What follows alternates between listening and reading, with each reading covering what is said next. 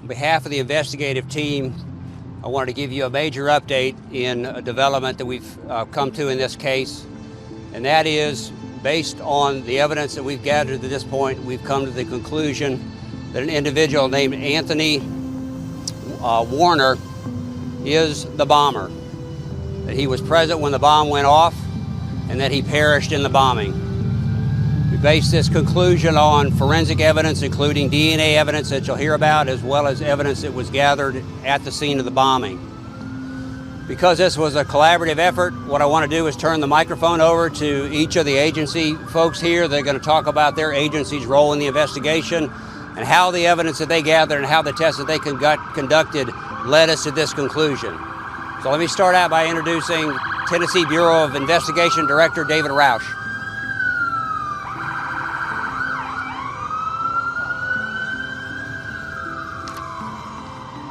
Thank you. I first want to say that we appreciate the collaborative effort that has taken place in this investigation. Local, state, and federal authorities have worked hand in hand in tandem around the clock since the incident, and it's paid off.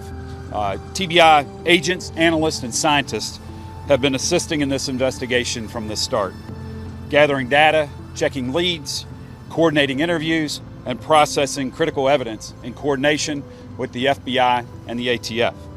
Overnight, TBI forensic scientists processed evidence from the crime scene for DNA testing. The evidence was compared to evidence collected from a vehicle used by the person of interest in this case. At approximately midnight Central Time, forensic scientists with TBI confirmed a match of the DNA at both locations belonging to the person of interest in this case. TBI continues to support this ongoing investigation. Thank you.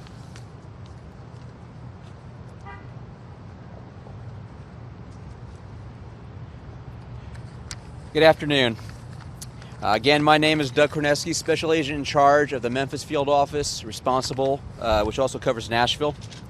I want to take a moment to update you on the intensive efforts of our investigative team. Today, as Director Roush mentioned, the Tennessee Bureau of Investigation, as well as the FBI laboratory in Quantico, Virginia, completed their DNA testing of a sample of human remains recovered at the scene. Those results were consistent with the suspect identified by U.S. Attorney Cochran. We're still following leads, but right now there is no indication that any other persons were involved. We've reviewed hours of security video surrounding the recreational vehicle, as well as we saw no other people involved or around that vehicle. Again, this information is what we know after just a few days of investigative efforts. Crucial tips from the public, corroborated by other investigative activity by our team, initially identified a likely suspect. Some expert work by the Tennessee Highway Patrol subsequently uncovered a vehicle identification number from the remains of the suspect's RV that were positively matched to a vehicle registered to that individual. We continue to ask that those who may have known the suspect or encountered him contact our team at the 1-800-CALL-FBI phone number.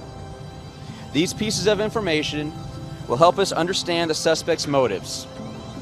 These answers won't come quickly and will still require a lot of our team's effort. Though we may be able to answer some of these questions as our investigation continues, none of those answers will ever be enough for those who have been affected by this event. We still have work to do. Our evidence response teams will continue to process the scene downtown, and our agents will continue to follow on each and every tip that we receive. As is often said by the FBI, the greatest crime-fighting weapon we have is the cooperation of all law enforcement with the help and understanding of the citizens we serve. Thank you, and I'd like to now turn it over to ATF, Special Agent in Charge, French. Thank you. My name's Mickey French. I'm the Special Agent in Charge for the ATF Nashville Field Division. I'd like to commend all my fellow state and local partners. We've had a tremendous working relationship in this investigation. ATF's brought unique resources to this investigation, to include the National Center for Explosives Training and Research, which we call NCETR, ATF's accredited national response team, and all of its specialists, as well as the United States Bomb Data Center.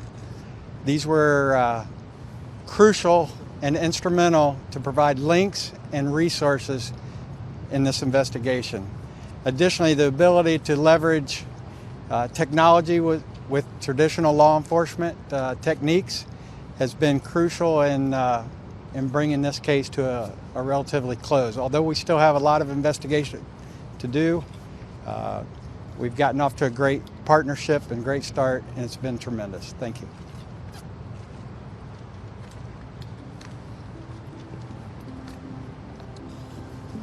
I cannot truly describe all the hard work that has gone into this investigation since Friday's explosion. We've had hundreds of ATF, FBI, THP, and TBI partner with us in this investigation. And we can tell you that Anthony Warner is the man believed to be responsible for this horrible crime.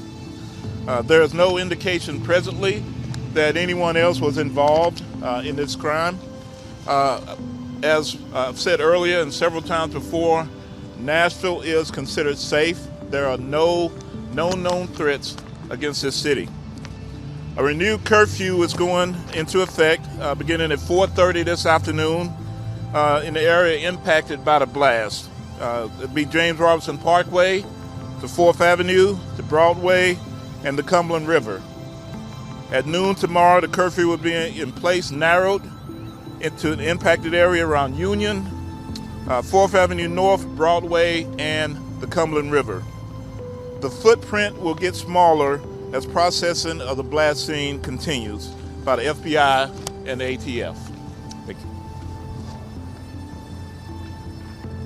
Okay, at this time we'll try to take a few questions. I know it's kind of hard to hear out here, and we'll address it to the appropriate agency. Just a second. I didn't hear the question.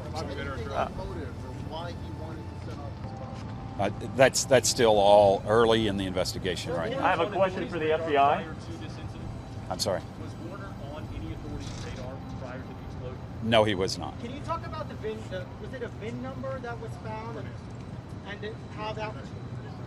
The VIN number, you want to talk about The VIN that? number, how you were, because this blast was, this is a massive blast. How were you able to find that VIN number? Well, our special agents with Tennessee Highway Patrol are trained in that.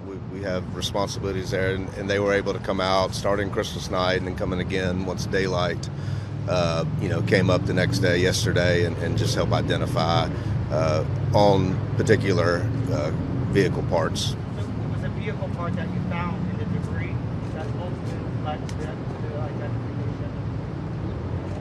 I can't answer that exactly. Vehicle parts help connect the vehicle to the suspect. I believe tips and other information came in to help identify him. Question for the FBI. I was curious regarding the actual questioning of I know that there have been associates of Warner that have been questioned about a 5G paranoia that he may have had. What can you tell us about that? So right now we're looking at any and all possible motives. We're not at a position where we can speculate on that now. We are interviewing individuals that we've identified that are known to the suspect. We are also asking the public to, if they know him, have spoken to him or know his ideology or anything that might have motivated him, we're interested in speaking to you. So again, we're looking for those tips. That is still under investigation. We're collecting evidence from the crime scene as being processed at our laboratory. Have you been able to build a timeline to gauge around his life? We're still working on all those Anything you can activities. say about what was inside his evidence you collected there? We can't comment on that at this point. Do you consider this an act of terror?